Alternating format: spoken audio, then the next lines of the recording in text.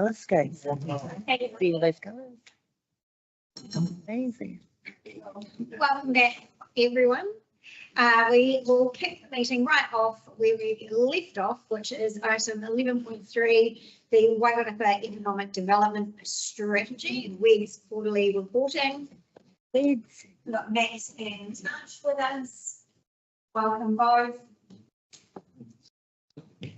Thank you, Roberto. Thank you for having us. It's always a pleasure to come here. And I want to start by acknowledging Paul Gardner's contribution to the WEG steering group since the end of last year, and congratulate Matt Vince on his taking on the economic development portfolio within Saskatchewan Legislative Council and joining the WEG steering group alongside the PD officers from Cardston and Masterton, which really helps us in shaping and guiding the work program as we deliver it. I'm not going to go through the details of the report, which I know you will have read. I'll just highlight a couple of things. The first one is we had the pleasure to attend alongside some of you, I'm sure, the Regional Economic Development Summit that MD and the Vanuatu Provincial Business Unit put together in Cardston a few weeks ago. I will not comment on the performance of the minister, and we'll leave that to the people who were in attendance. From our perspective, it was really good to hear the panelists, local businesses from South Wairarapa, farm and tourism business, and Carterton, JNL, that you will know, of course, basically confirmed that the strategic priorities for economic development are what we know them to be. So, developing the food and fiber sector, developing the tourism sector, water resilience, access to the right people and talent, and the connectivity of Wairarapa region to the rest of the Wellington region are all important to businesses. What we've received from Kanwa since is some feedback from the participants in the summit, and one thing we noted with interest is that participants indicated that they were interested in regional economic development and wanted to hear more about it. So we've taken that on board, and we look at increasing our comms so that people are more aware of the work that we are doing on behalf of the 3 Wairarapa district councils. I'll speak to our WEX activity briefly and to the wider Wellington NZ activity briefly, and then stop for questions. The key message under WEX is the shift into delivery. So across all 3 priority areas of the work program. On the water resilience side of things, the case for action is, of course, led by the governance group, and that's due to be completed. It's on track at the end of June, and it will give some direction to what needs to happen next year, be it around water capture, land use, and a number of other areas that are in the wider portfolio captured by the group. Cardston is progressing water security for the Wainawa Industrial Estate, which is a key part of creating employment for industrial sites in the region. Summer series completed successfully, which is peer-to-peer learning for farmers around water usage. To support the food and fiber sector, we've now got 2 initiatives rolling out. The first one will be a capability series for actors in the sector to augment their capability and build the foundations that they might need to grow beyond where they're at currently. We've got the first 2 themes identified, delivery partner, and we're looking at making that happen very shortly. And also a piece of work on land use, which is becoming a focus. The balance of what we do with the land and the water that's available is, of course, key. So we're looking at working with farmers in the community to define a small number of pilots that can be trialed in the new year. And that's, of course, progressing alongside the work of the Water Resilience Governance Group to align water availability with land use across the region. In the workforce area, 3 new initiatives have been signed off by the skills group. One of them is a connector to help attract talent to the Wairarapa, starting with the health sector, but with learnings available to other sectors to bring talent here where we don't already have it locally. And YHost, that you will know of through Nicola's work, of course, and that's a need for the hospitality and tourism sector, but also like all sectors that have a service element, customer facing element to their work.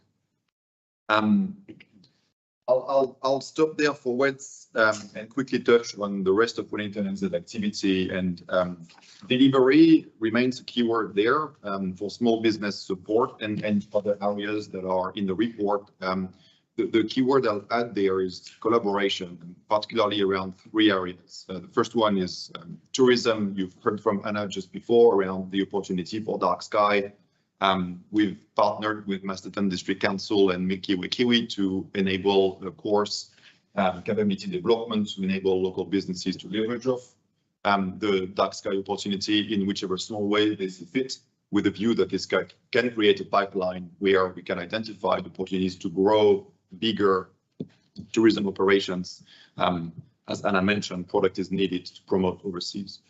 We're also Wellington NZ, the partner, a leading partner in the International Marketing Alliance for the North Island, the destination Wairarapa is part of, and we're also leading the Tourism Boost campaign, which is funded by MBIE to promote the central New Zealand region, so Lower North Island and top of the South, with Wellington Airport as the gateway. So our tourism and destination marketing teams are working closely with Destination Wairarapa to promote Wairarapa alongside the rest of the Wellington region, and that's a win-win for everyone.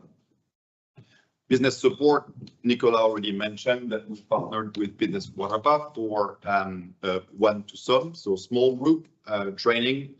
It went really well, and so our business growth team has partnered with Business Wairarapa to continue that in the new year. So there will be 6 such small group training events that we will work with Business Wairarapa on. We've also partnered with Business Wairarapa to support the Wairarapa Business Summit, which is a fantastic event that, of course, you all know about, and we're very pleased to be part of. And the last one is a piece of work I just want to bring to your attention across the wider region on industrial land. That's under the umbrella of the Wellington Regional Leadership Committee, and it's looking at supply and demand with a shortage of 700 hectares of industrial land over the next 30 years.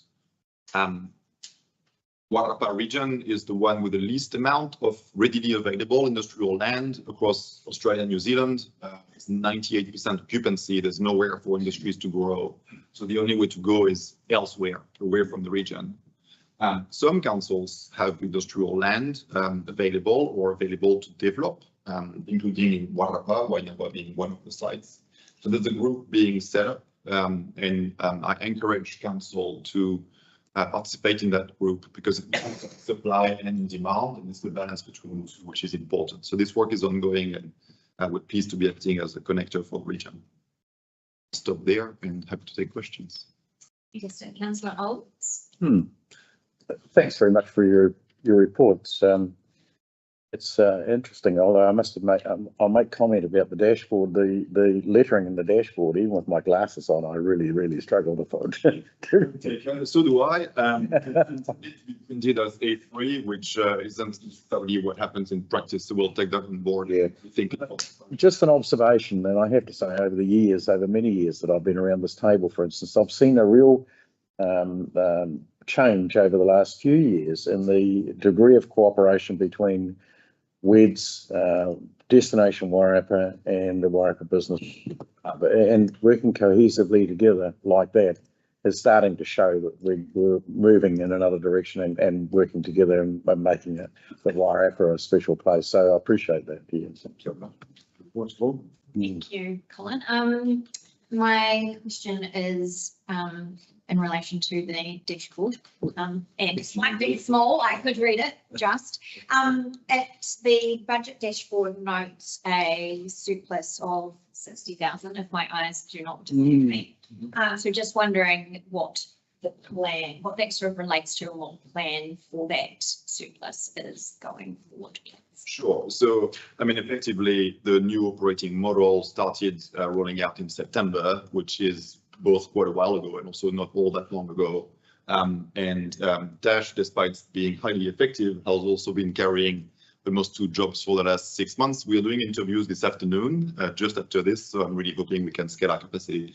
So the long story short is that we're a bit behind in terms of the pace of delivery. We're not behind in the scope of delivery. So that budget will be carried forward into next year and will enable us to ramp up all of these activities that I've spoken about expand their reach to more people, including running some pilots that would expand later on, and also go deeper into some of the areas as well. So food and fiber, we're looking at capability now. We're also looking at what accelerators could be rolled out to go deeper with a smaller number of businesses. So all of those carry costs, and that's where the money will go. Very much. Any other questions, Councillor Elens? Thanks, Chair. Thanks for the reports. Just going through the Wellington NZ / the Wairarapa report right at the end there, page 3 of that portion of it, under major event activities, para 4 there, the Golden Shares next year, which is up and coming, which 2026 World Championships. So that's going to be huge for not only Marsden, but it's going to be huge for Wairarapa. Add it up. So it's great to see that these some assistance coming in from over the hill to that Golden Shares organisation to help manage, plan and run that event, because it's going to be huge. I think the Wairarapa won't have seen anything like it in recent times. So it's going to be a great opportunity for the whole district in that case, not just Marsden. So yeah, that's awesome to see that you focus, or Wellington NZ are helping within the Wairarapa in that project. Yeah, that's correct. So the international event has attracted major event funding from MB because it's it goes well beyond Wairarapa. It is really a nationwide reach and international reach. So Wellington NZ, our major events team has been working in Golden Shear for the last couple of years now, in terms of looking at what kind of skill set was needed within the team, transferring some of the knowledge to make sure that the event was really well. So under that major events funding, what sort of dollar values come? I don't know. It's from MB, it's the Central Government Major Events Fund. I don't know the dollar value. My question that we can ask Golden Shears directly and see if we can source that. That's great, thanks. It's a busy man. Last questions from Matt and Tash before they rush off to interviews. No, well done team. Thank you. Good luck for your interviews. Yeah, the update. Thanks for your time. Keep it up. Very good. Moving right along to the Chief Executive's update, item 11.4. Janice, anything you'd like to highlight in your report? Chair, as we've determined in previous months, we're keeping this report quite short because a lot of the information goes in other places, so I don't like to regurgitate stuff unnecessarily. Obviously, one of the key areas of our business at the moment that is feeling pressure is the finance team, so I've just pulled that out in this report. We, as an organisation, have decided to bring forward the adoption of the annual report to try and get that signed off during your triennium rather than the new triennium. Yeah. The issue that brings is that we need more upfront auditing. So we've had interim audits last week, and we've got 2 weeks of what they're calling pre-final coming up in July before we hit the big stuff in September. Woven into there is the audit for the long-term plan as well, which started on yesterday. And I've also foolishly aligned a tax audit at the same time. You're on. I've just asked you to be cognizant of that. If you've got queries for Charlie, please reconsider whether you need to ask her right now. Well done. Because she is under a lot of pressure. In terms of legislative updates, we've included the central government consultations that are currently open that we're aware of. But the other thing to draw attention to is the consultation that's going to occur on the consolidated bylaw and the speed management plan consultation, which is imminent as well. So we will be going out to the community again on those 2 issues very shortly. And the final one is around the abatement notice. As you will see there, Greater Wellington have issued an infringement fine to Wellington Water because they've not met the timeframes that were required. So hopefully that will move that project on. What was the dollar value of that abatement notice or that fine? $750. Step on the wrist. Jesus. With a week of us together. Not even a bus ticket. There's no such thing as a snapper card now, isn't it? A snapper card. And In your statement from Chief Executive, you make mention that it had been hoped that this fee management review consultation would open in late May, really the first of the days of June, but any time. I'm not sure. I signed off on the structure of the consultation document last week, so I think it's imminent. They're just waiting for one or two bits to go. For you, Chair, the plan is to actually go live with consultations on a Monday rather than the start of the previous week. So, yeah, it is imminent. Fabulous. Thank you. Any questions for Janice? Councillor Evans. Thanks, Chair. Just going back to the, where's that page? The legislative updates. And you've talked about 5 themes, infrastructure, energy, et cetera. There was discussion, about the national policy statement on infrastructure that government is looking forward. Have we got any idea as, I suppose it's just the start of the process and the ball's only starting to roll, but is there any indication or any idea on what that will look like? And because is that going to sort of set a direction or an overview of what council should be doing in the infrastructure space going forward? Is that going to be water infrastructure, or is it going to be roading infrastructure? Sorry, the questions that I've just got rolling around in my head. Yeah, I think the issue that we've got with resource management and the amendments that are going through at the moment is that they kind of come all at once and then stop, and then we get another lot. So last week there were some more announcements saying that some of the legislation around affordable housing, like for building the so-called bang of flat legislation and those kind of things were coming into fruition. I also believe that there is a move to rescind the level 3 highly productive land, but I don't know, Russell, you've got anything to add in this space because you're probably more across this than I am. To build houses. Very much, is yeah. great. Thanks for the question, councillor. The Janice summed up the point in terms of class 3 land. The national the signal on that is that they want to be pragmatic and take out class 3 soils from the 1, 2, 3 list to free up. Will state where they see their focus of freeing up land for potential development and having that policy in a more pragmatic mode. So I don't have anything more than just what Janice said. It's quite a moving feast at the moment. Right. Russell, that removing class 3, is that going to affect the decisions that have been made under the combined district plan about the subdivision rules around the district, and will there need to be amendments made to that combined district plan when that comes through from the national level about class 3? Thank you, councillor.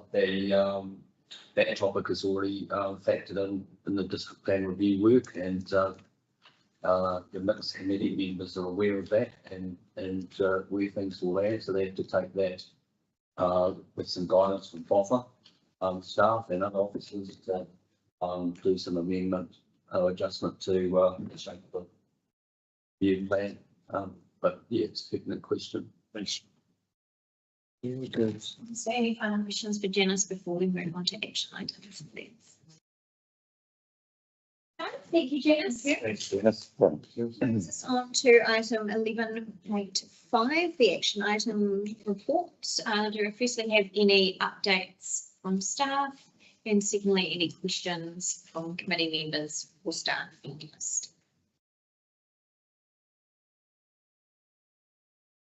Have anything when I went through here the other days and can't see I've changed my mind now.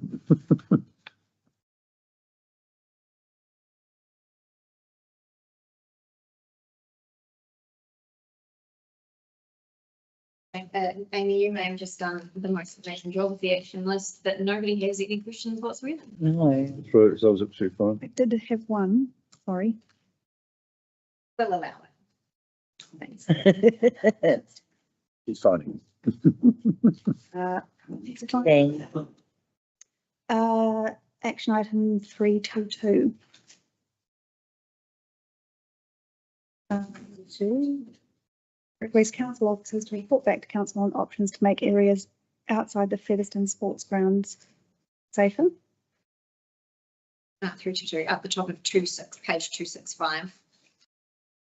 So, know that was originally raised in 2023 through the hearings committee. It's been transferred to the strategy working committee as of March this year. Is that what's happening? Is it safer? I don't think so. Is it likely to wrap into the speed management review? Have you done that? The issue with this particular area is that that's the part that then turns into Underhill Road and is a 100k zone, and there's big quarry trucks that go down there.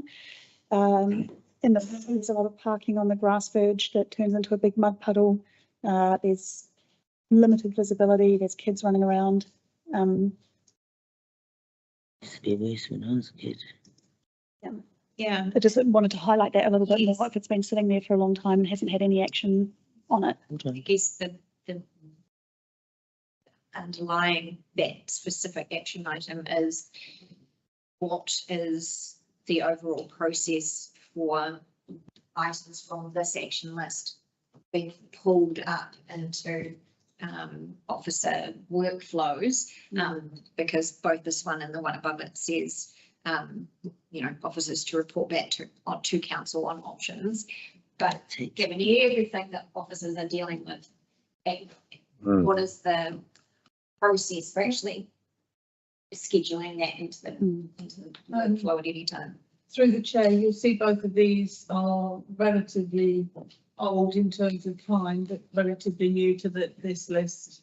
And I think this is a result of us going through past resolutions at the request of the chair for one particular one that was missing, and we found others that have slipped through the net, and this is one of them.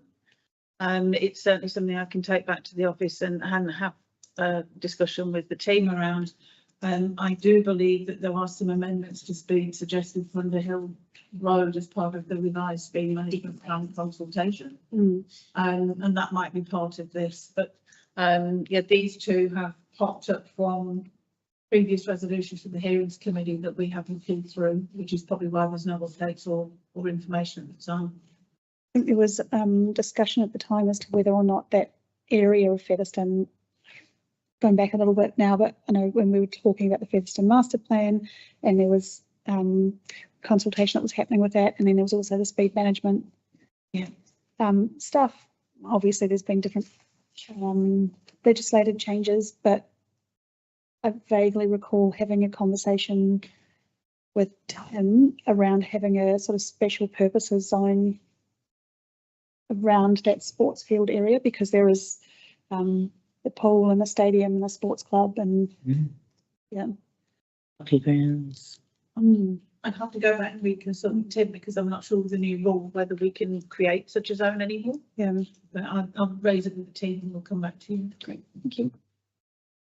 The 137, the establishment of a coastal and rural advisory group, where are we at with that? So through the chair, we're working on what the terms of reference would look like for that. We have to send them back, I believe, to the local government commissioner as well, with a view to standing up in the next triennium, because by the time we've called for interest in nominations, gone through the process, we'll hit elections. So we're gearing up to have that ready to go live once we've gone past the election point.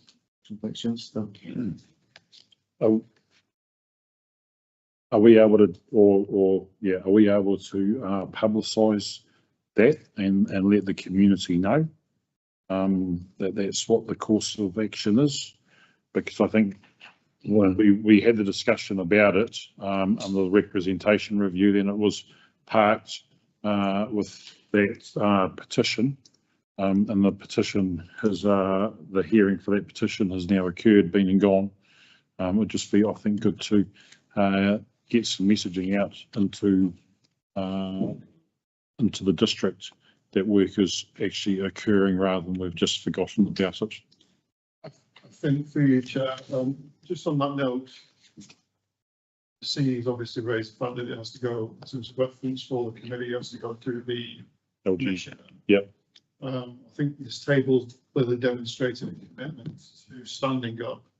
That as part of the hearings process, it was widely communicated that if such an advisory group was to be stood up, it would be at the start of the new time. And we are just working through that process. So what we're a little mindful of is kind of preempting any direction from the commissioner within the community. It's our preference to wait until we actually hear back from the commissioner, and that's communicated as part of its purpose, its intent, how it interacts with this table, how it feeds into our wider infrastructure work, etc. And it would be, in my view, it would be slightly otherwise to do that in a piecemeal way, in a much more coordinated way, would really better benefits.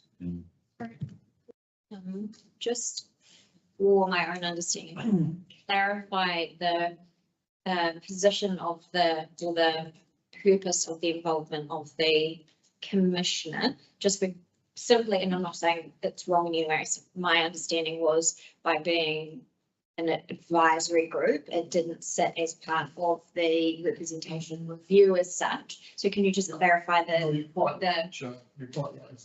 But it was positioned alongside the rest of the feedback that we had around the representation review.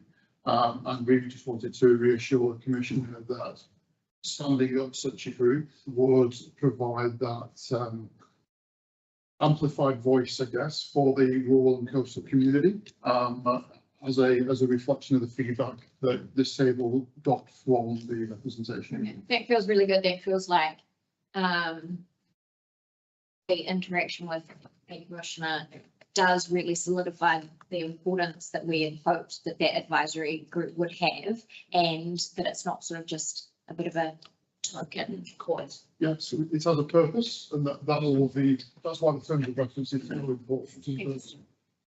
Just from my perspective, it'll just be good. I mean, that's a good news story that we have come up with a solution.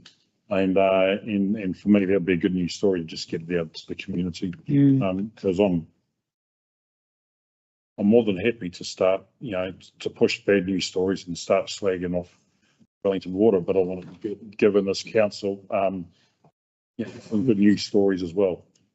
Without balance. So the reality is that we just want to make sure that a good news story is based on every single fact that we know and feedback that we've had from the commission, from the community, and that the narrative around it is a really constructive one. Yeah. Thanks, Kate. Any further questions on the action report? So if we go down to 2025/32.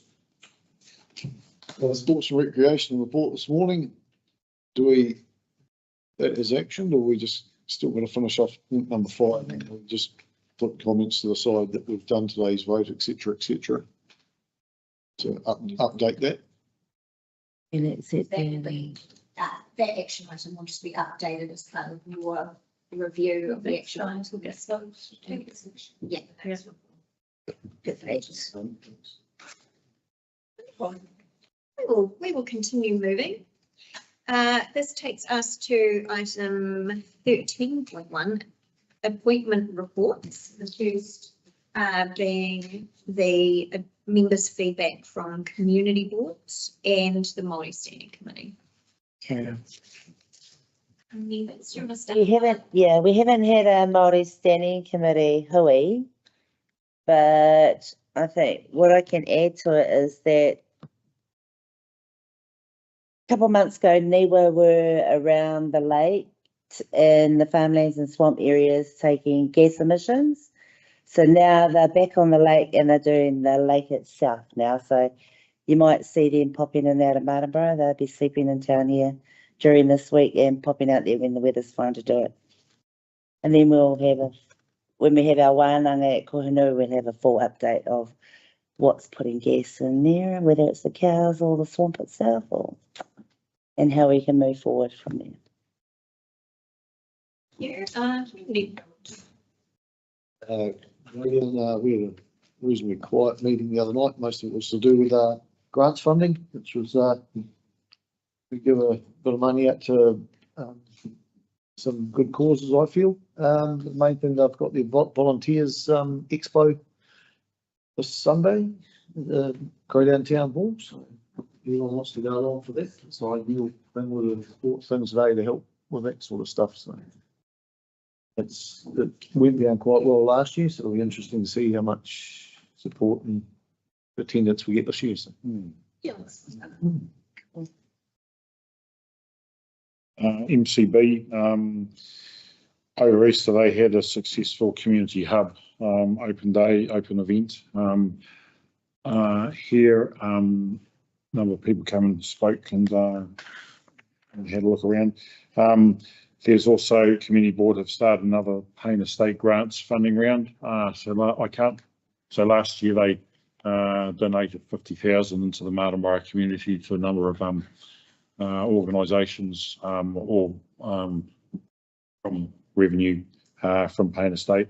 So they're opening up another grants application funding round at the moment. I don't know what the total value is. Could well be around that $40,000, $50,000 mark again.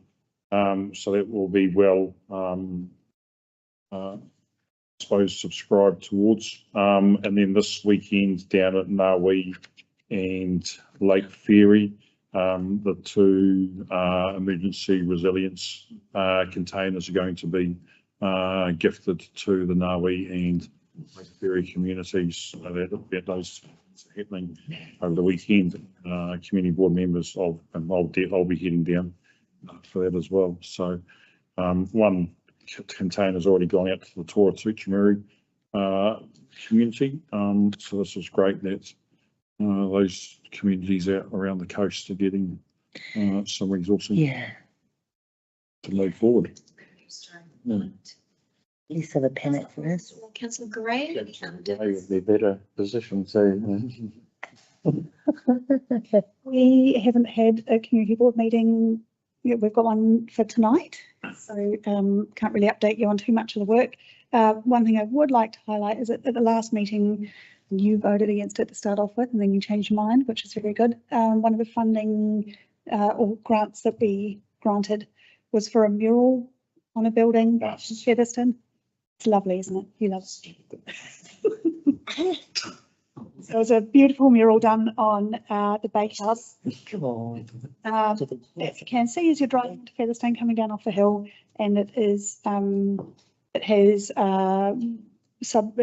books on it, so it was designed to be being painted at the same time as Booktown was going on, and to be done with community members helping out with the painting as well. But it is more of a nod to local flora and fauna with native plant species and little birds, and it's very beautiful, and I think that's great. Good stuff. And as Tui mentioned when he talked about the Featherston business engine, and the idea of positioning this idea of Featherston town of stories, the connection to books in a otherwise beautiful floral mural ties in nicely with that as well. So that was They want to renowned dog riders there. The Booktown did give them some money as well. Yeah. And Greytown Community Board. Yeah, also. I hope they painted a couple of Featherston bogans in there to pay homage to the history of the town. Paul has a question. Not so much questions for you, Chair. Just to reinforce the commentary around the table about grants funding.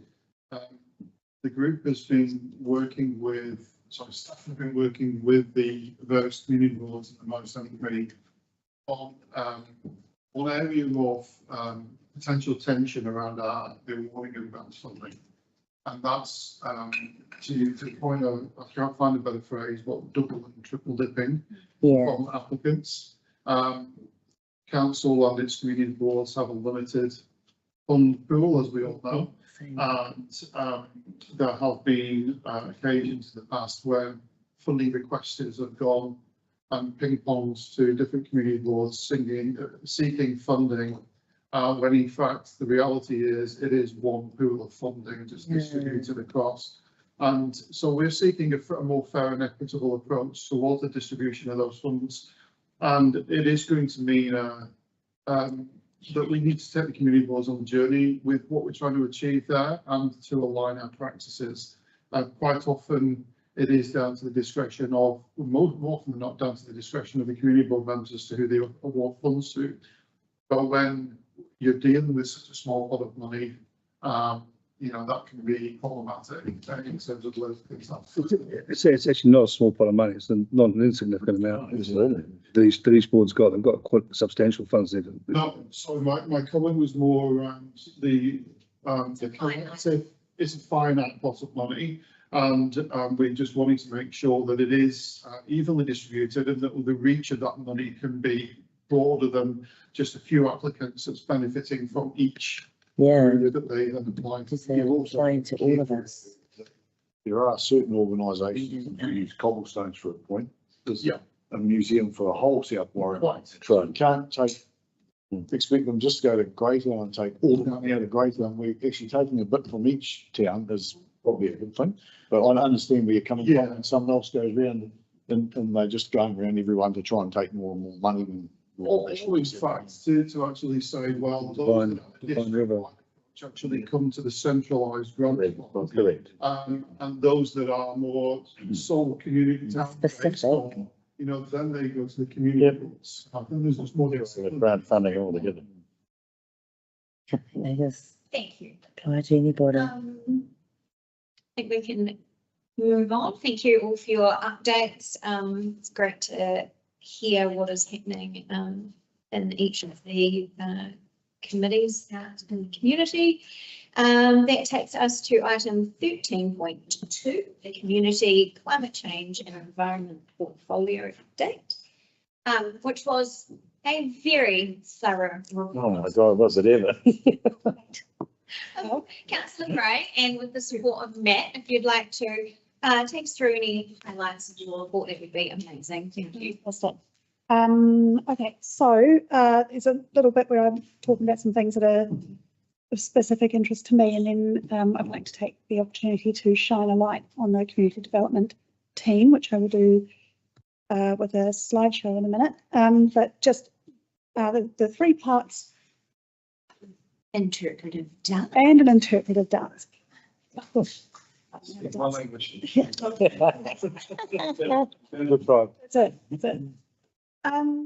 So the first thing I wanted to highlight in my report is around the Booktown Festival, and there's a couple of lines in here that I just wanted to say loudly into the microphones in terms of the Booktown Festival. That this festival happens because a small number of dedicated people believe in the importance of books, the treasure of knowledge, and the magic of Featherston.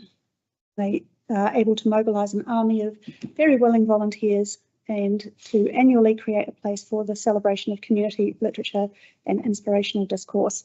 And I would like to commend and offer my gratitude to the organisers, the volunteers, and all of the presenters.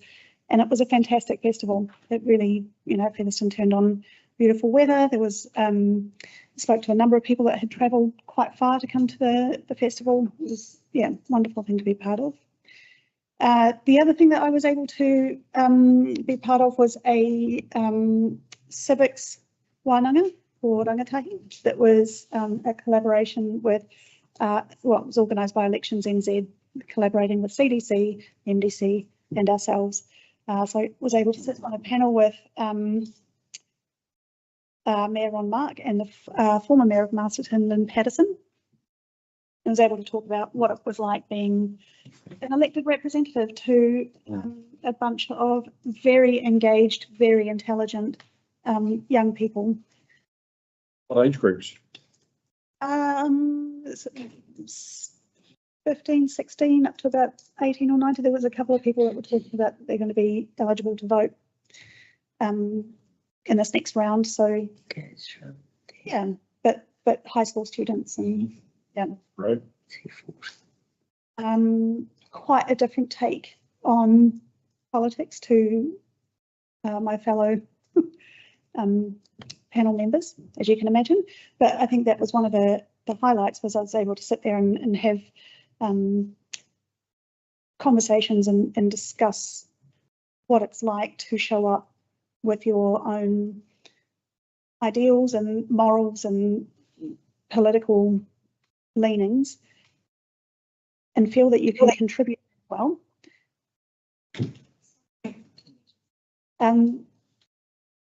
Whilst also working alongside people who might have a vastly different take on things, but still being able to have a respectful relationship, yeah, and find common grounds with things. So I really enjoyed it. Yeah, that was the first time that Elections NZ have done that. We were a bit of a test case out here, and then they were going to be rolling that out across the country. Yeah, really good buy-in. And then, yes, I wanted to talk about climate change. A surprise to nobody. Environmental change. So, yeah, at the time of writing, a couple of weeks ago, the carbon dioxide levels measured at Barring Head, which is out here, it's 423.7 parts per million. And to bring that into context, the pre-industrial atmospheric carbon level was 280 parts per million. We are well out of the range of where we need to be and continuing to rise and not showing any signs of coming back down, and no real strategy for coming back down. It is having a measurable impact on the climate around the country. And I've listed some examples there from NIWA's report from April 2025 about that.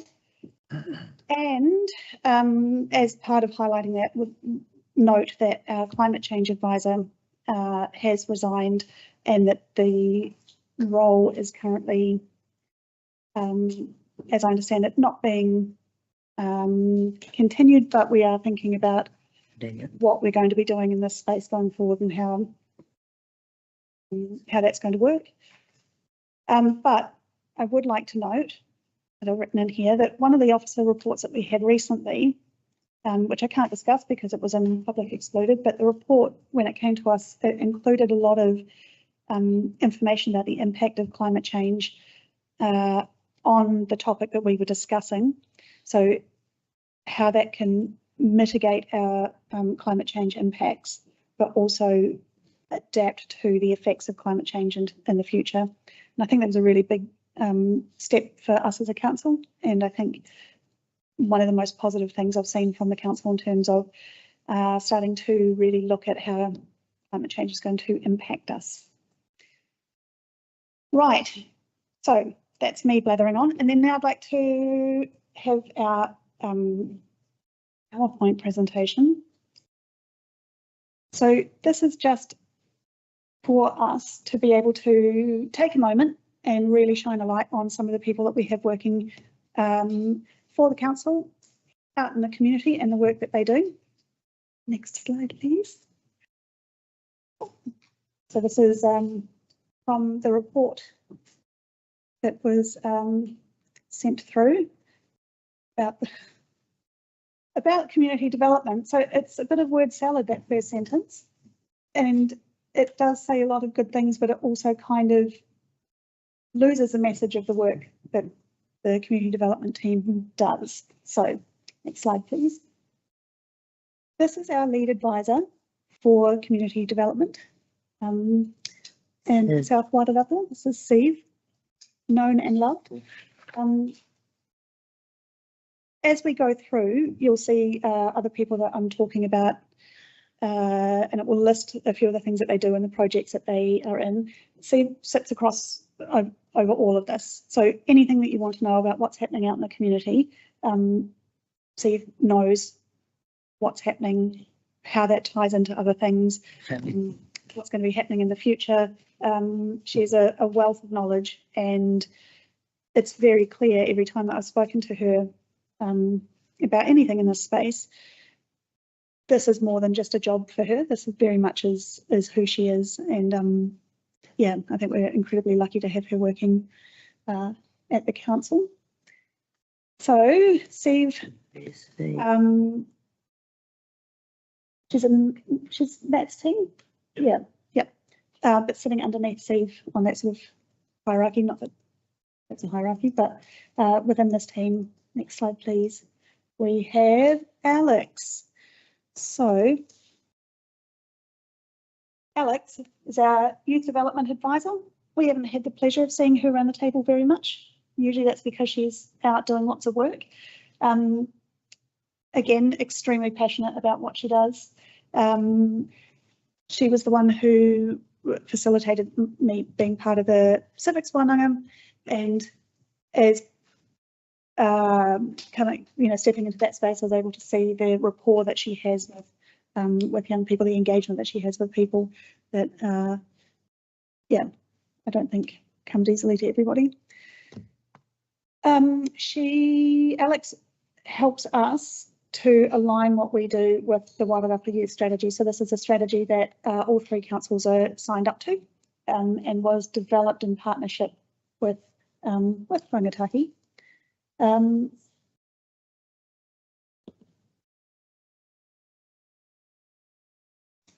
Yeah, I don't know. Couldn't really say too much more about her. She's an absolute treasure and lots of fun to hang out with. So that's Alex. Next slide, please. Here's some of the work that she has been doing. Give me 2 seconds while I find the little part in here. All right, so the Rangatahi Kaimahi Collective.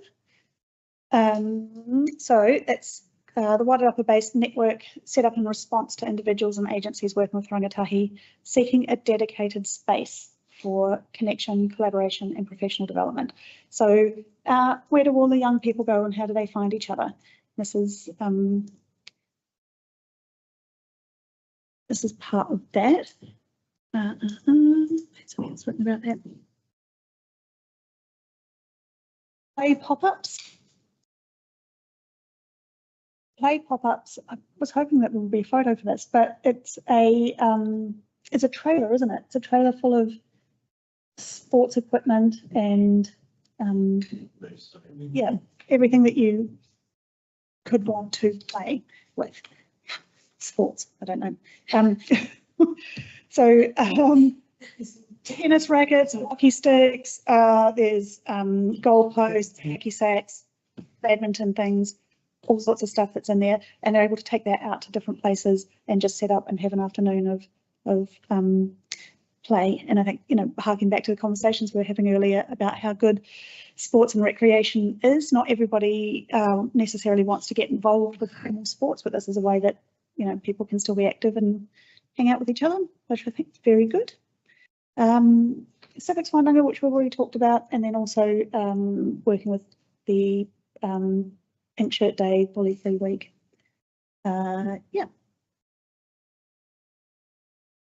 Welcoming communities.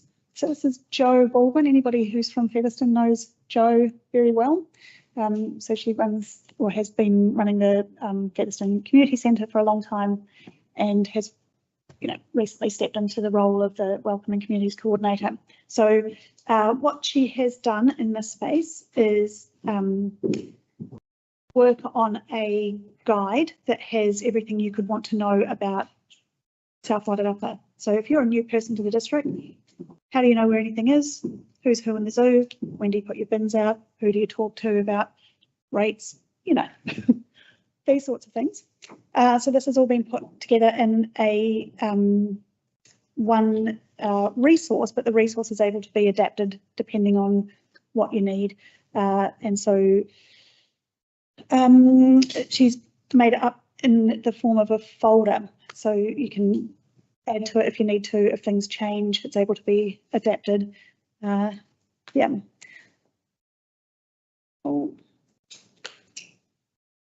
And then we have Lisa. So we have worked a lot with Lisa with engagements around LTP.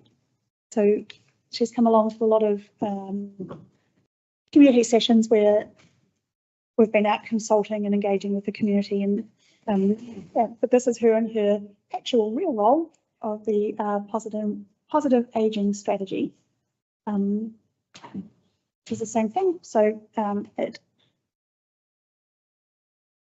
facilitates alignment with the positive aging strategy. Here we have some positively aging people. Some of the things Are they?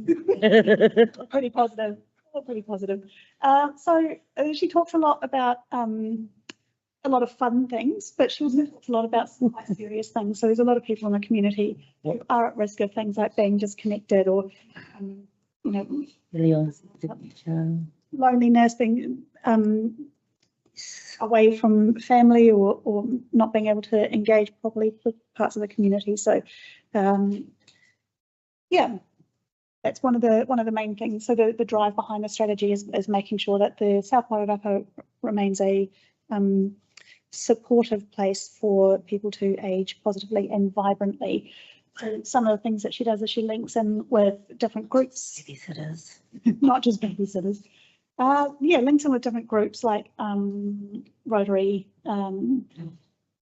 One of the projects that she's talking about on there is the Grab and Go project. So that's emergency resilience stuff, making sure that people have got everything they need in a bag, so that if there is an emergency, they've got everything that they need in the one spot. So things like torches and radios, as well as making sure they've got medications and everything that they might need. Yeah, and more onto it than young people. And then we've got Sandra Burles. So again, Sandra is somebody that we haven't had the pleasure of seeing around the table very much, but she does a lot of work out in the community, and she is the walking and site coordinator. So she works between all three of the councils as well. When we were talking about the work that she does, Sandra really did highlight that this is a space that we could grow our council, the work that we do here. And maybe not even so much just in the council, but certainly within the community, that the potential for unlocking cycle tourism, the different festivals that we have, walking and cycling festivals. Yeah, there's some space here for us to step up into. It's on bikes. Yeah, with the grannies on bikes things, one of the things that they were talking about was around a lot of people get e-bikes now. E-bikes handle quite differently to non-e-bikes. They have big, heavy batteries in them. So there's some education around how to, like, what are appropriate ones to buy, how to use them, how to be safe on them. There's been a big uptick in injuries from people. Not keep on. Yeah, falling off and or dropping the bikes, not being able to pick them up. So yeah, that's one of the ways that she improves safety for the district. That's cool. Some of them Yeah, the greenies. and walking. Yeah, Puka, actually, that's an all right. And this is some of the future work that's coming up. Yeah. Go through these a little bit more. So Kitty Turner, it's around the Kai resilience. So Y Waste, Featherston Community Centre and South Warwick Council partnering to deliver Kitty Turner. So it's a Kai resilience wānanga. Again, this is about the council stepping into a space of facilitation, like not doing for, but doing with the community. What else do we have? Yeah. Situational training. So that's, did you want to talk a little bit about that, Matt? The situational safety training? Yeah, so a number of our community centres and bank areas often deal with some high tension customers. Just making sure they've got the information enough to de-escalate and manage that with our community members to develop safe. So that's on the way. They are put in some really hairy situations, so. There's a sports festival coming up. It's again being a collaborative effort with South Wairarapa District Council, but other community organisations. That will be based at Kuranui. And got Work Expo at Kuranui as well. Karen Caller like a nanny help thing, just knock on the door, have a cup of tea, Yeah, sure they're okay. this is, in partnership with, Hapahone St. John's. We do have a large, proportion of elderly people. Yeah, in our district, more than most other districts do. And one of the biggest risk factors for people, is loneliness. So that disconnection, and loss of companionship. So that's what the caring caller is. It steps in that space. It's a phone call, it's a drop around, just to, check in and feel, and make sure people feel connected and help them to access services if they need to as well. So, there's, There could possibly be some person's only visit they'll get in Yeah. that week. yes. Yeah, So that's a good thing. I think it's something that you can't really understand until you're in that space. Yeah. You know, for all of us, we have jobs that we go to and we have, family that we look after or are looked after by, and, when that falls away and there's not much there.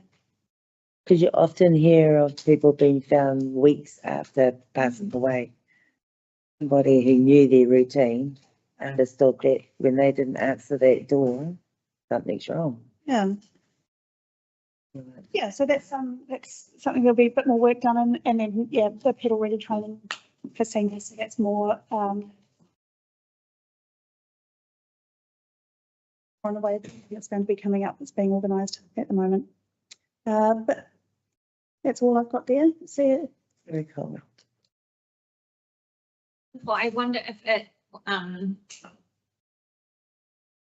it's a sad thing to say because to my mind, our community team is such a treasure to this council, but there are, unfortunately, there is a view that from some that it's not as essential as infrastructure. So I wonder if it's worth just mentioning that a number of those roles are shared across all three councils, or at least two of them, and that some of those roles also are externally funded. yes, yeah, so, So not only do they do incredible work in our community, they are stretched and spread across the wider community, and also their roles have been supplemented by external funding. absolutely, well said. Needed. So, good. Thank you very much. Thank you, Matt. Thank you, wonderful community team. Yes. We'll move right along to item 13.3, where you have a hard act to follow, councillor Oliver. I could never compete. I could never compete. Consider dance, because I don't believe you have a slideshow. No. Anything to show me. Well, You'll go. doesn't know it's good. Firstly, I thank Russell and his team for putting together the most important information of the day, obviously, and that's paints a picture on where we're progressing in terms of our regulatory role within council. I've got to apologise a little bit because I haven't been able to dedicate the time with Russell and the team to present to you in a way that I feel would be probably along similar lines to what Rebecca has just pointed out to us, but probably lacking a little bit more in detail. So we've got Russell and we've got here, and I think that's to answer any of councillors' questions. So feel free. You would have read the statistical information. Feel free to ask any questions.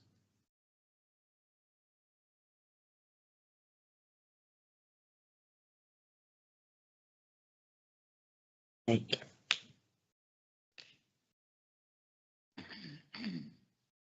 I note that overall, dog related metrics are trending down. So the tackle person, tackle pet, barking complaints, wandering dogs, and that's all trending down, and wandering dogs are well down on previous years. Can we feel good about that education and work happening through our record for services in the community. Which is tiny dogs. Is that a trend we're seeing, or are we seeing something else, do you think? You could, would be hard for me to say exactly, pinpointing in, and there's a lot of factors that could be, very less, there are times that we see social media utilised a lot by the communities within their own areas and social groups of such things as a wandering dog. So it could be a case that people are utilising other means. Bro, your dog's. Or it could be a case that we just have a decrease. Those figures are only going off the ones that actually get reported to us. So very difficult for us to measure through social media or other avenues that we may not know about. But yes, there was certainly a trend across the board. It's good. Reduction.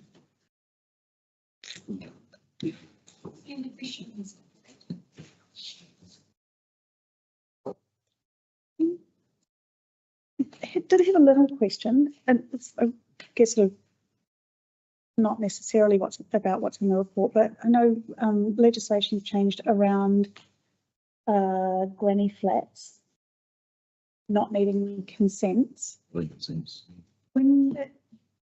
has that kicked in, that legislation? No. When it does, is there any mechanism for the council to monitor that? How much of that development is being done, or it's just going to happen totally off the council radar? My understanding of the legislation as it currently stands is that they have to request a PIN, which is a planning memorandum where they're building on site, but that's all they have to do. And there is a requirement, I believe, for them to submit their information when they've done it for the council records. But there's no involvement in us going to site in any shape if the legislation goes through, and I don't believe it's intending to.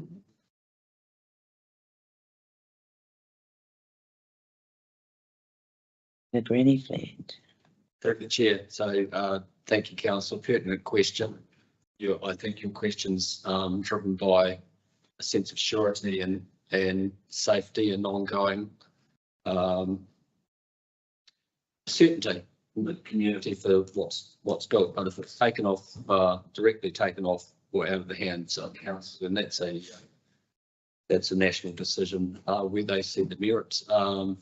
But as Janice has said, we see the starting point and we see the end point of such a transaction. So like other things, we sit and wait to hear more on that topic as well. But a good question. Yes, you know, we've talked about that legislation quite a while ago. It was first floated, but around the potential impacts on the infrastructure that we have in the district that we know is already stretched, and whether or not there would be a flow-on impact with that. I wonder if there's a way to snapshot data now around that infrastructure and then compare that further down the track. The legislation, the way it's written, is quite clear that they're expecting the granny flats to piggyback off existing connections, which means we probably won't get much line of sight over it anyway. Yeah. If there was an uptick in water take or what's going into the wastewater treatment plants. I don't know that we've got the capacity to monitor that at that level. Question through the chair. What the certificates 223 and 224? What are they actually? What are they for? The subdivision comes to us. It's really in three parts. And applicants make the initial subdivision proposal, setting out their lots and layout and size. That's their subdivision consent. Follow up 223 and 224 is where those applicants with their consent have to go away and look at all to meet on-site engineering requirements that council needs to be certain of in terms of infrastructure provisioning associated with the lots. The 223 relates to the applicant coming back and compiling a plan of, with more detail. The 2D4 is the final sign off of all the associated engineering conditions for the full subdivision. Oh, interesting, thanks. I noticed that pretty everything Would it pay for in the green bars is way lower than the blue and the orange. The downturn in the last couple of years, and a lot of that's probably because of our. It's a full year though, that's a Fucking, full year. yeah, but we're almost at the full year. so Yeah, it's we not are. Gonna be, they're not gonna be a lot of difference. How are we for staffing, considering the drop off in obvious workload? Are we overstaffed or understaffed? Or just sitting where we should be, or? I would let our CE answer that question, Councillor. Through the chair, in both areas, we supplement our very minimal staffing with consulting. So when we have drop off in workload, then we reduce our Yeah, so- reliance on consultants, but we are certainly not overstaffed in either area. Oh, that's cool. So, Thank you, councillor. We've got 5 on from your observation of the what would appear to be a downturn in across the planning and building measures. Obviously, we have some well-known constraints in both Martinborough and Greytown, which will naturally be affecting those numbers. Are we seeing these sorts of trends nationally though, Sarah or Russell or Janice? You know, we're hearing in the news about, you know, downturn in construction trades. Do we know how these downturn numbers reflect national? Thank you for the question, Chair. I think it is reflective of a nationwide downturn. I don't profess to be any expert with my finger on the possible economic realms, North, South Island, but I think there is a theme there. Sarah, would you like to, you've recently come back from conference or meeting, and did you have any other further comment, reflective advice on the topic? It does appear that there has been a downturn in most areas. There are still some areas that are keeping quite busy. Our neighbours in Carterton, I know, are down quite a bit on their numbers, just like ours are. But I do think that the restraints that we've currently got in Greytown and Martinborough are having an impact on those numbers as well, for sure. Thank you, Sarah. Thank you, Russell. Councillor Elams and then Councillor Gray. Thanks, Chair. Certainly comments been made about the downturn and consents, but certainly under building consents, does that downturn in number of consents, does that correlate to the timeframes of consents and being able to be processed more quickly? And then the second part of my question is, government's recently announced the formation of a private or an independent building control agency across the country. And I'm just wondering if and I don't know whether this was discussed here at your conference, but is there any indication on how much impact that independent or private agency doing consents, what sort of impact that would have on councils? And I suppose my third question is, when that agency issues consents or approvals, does that information then get shared and slotted into this council's database, so that everything's all in the same place? Yes, yeah. So there, I believe, would be a requirement, so similar to Consentium or Kāinga Ora, where they have to apply to the local TA for a PIM, Project Information Memorandum, and then we give them information about that's specific to that piece of land. And as the TA, we are the holder of the record, so they do have to supply all the documentation to us at certain stages, so that the building consent, once it's issued, will receive all of that information, plans, etc. And then we should receive anything in relation to any inspections they've carried out, and when they issue the co-compliance certificate, all of that documentation.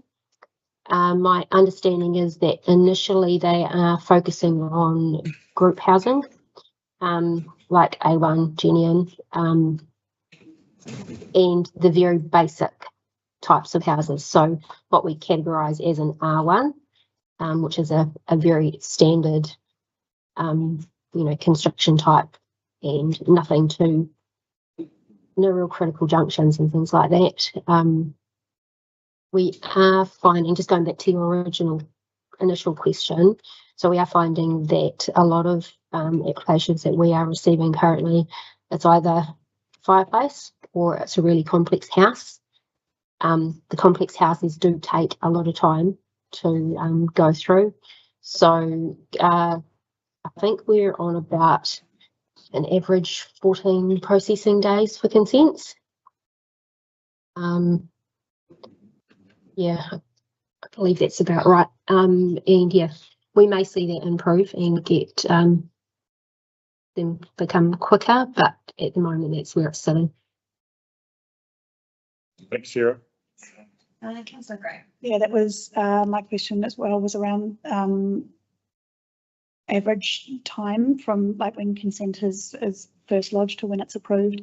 If that's something that we measure, if that's data that we capture, and if not, is that something that we could capture? Sarah, we have to report that to NB, don't we? We don't, yeah.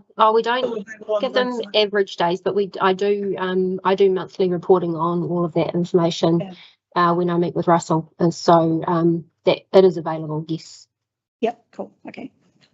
Thank you. Perfect. Final word from Russell before we move on. Yeah, just a simple refresher for councillors' heads. The topic of portfolio updates, the notion of portfolio leads and imparting information and getting the vital parts of the business and topics. When originally mooted, portfolio leads were to be, the topics were to be strategic and high, keeping a mind across prospective legislative change, policy change. Previous updates have given that text on those topics. That's been left out this time, but that can be forthcomingly provided in the next round.